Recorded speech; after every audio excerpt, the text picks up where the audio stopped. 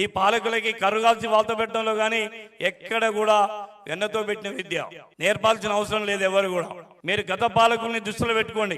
గతంలో కేసీఆర్ గారి నాయకత్వంలో త్యాగాలు చేసి ఈ రాష్ట్రాన్ని సిద్ధించుకోవడం జరిగింది. ఆనాడే గనక కేసీఆర్ గనక ఉద్యమకారులకు ఈ అంశాన్ని గనక చేసినట్టుంటే ఇవాళ ఈ పరిస్థితి వచ్చి ఉండేది కాదు. మనకి ఆయన చుట్టూ కొంతమంది ఉండి డైవర్ట్ చేసేవాళ్ళు.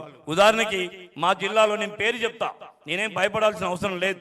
తుమ్మల నాగేశ్వరరావు గారు ఉద్యమకారులకు అన్యాయం చేసిందే ఆయన. కొంతమంది మాటలు విని కేసీఆర్ గారితో జైల్లో పడ్డా నేను. కేసీఆర్ గారితో పాటు ఢిల్లీ జంతర్ మంతర్లో ఉన్నా, కేటీఆర్ గారితో పాటు చిక్కడపల్లి పోలీస్ స్టేషన్లో ఉన్నా, కేసీఆర్ గారితో పాటు ఖమ్మం జైల్లో ఉన్నా. ఈ విధంగా త్యాగాలు చేసినటువంటి వాళ్ళని, మీతో పనిచేసినటువంటి వాళ్ళని చాలా మందిని గాలికి వదిలేశారు.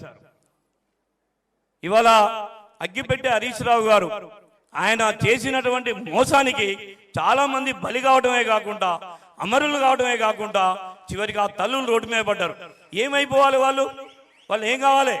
ఇవాళ కనుక వాళ్ళు బతికుంటే సుతారు పని చేసుకునైనా సరే ఆ తల్లులకి పట్టెడు మతుకులు పెట్టేవాళ్ళు కదా, ఆ తండ్రిని దాదుకునేవాడు కదా. మిమ్మల్ని నమ్ముకొని టిఆర్ఎస్ పార్టీని నమ్ముకొని ప్రాణత్యాగాలు చేశారు. టిఆర్ఎస్ పార్టీని నమ్ముకొని జైళ్లలో పడ్డారు, లాఠీ దెబ్బలు తిన్నారు. దాని వల్ల ఫలితం వచ్చింది రాష్ట్రం. ఆ ఫలితం ఎవరికి దక్కాలి? దాన్ని అడిగే హక్కు ఎవరికి ఉంది? మనకా లేదా? ఎవరికి ఉంది? మీరే చెప్పండి. ఉద్యమకారులకు ఉందా లేదా?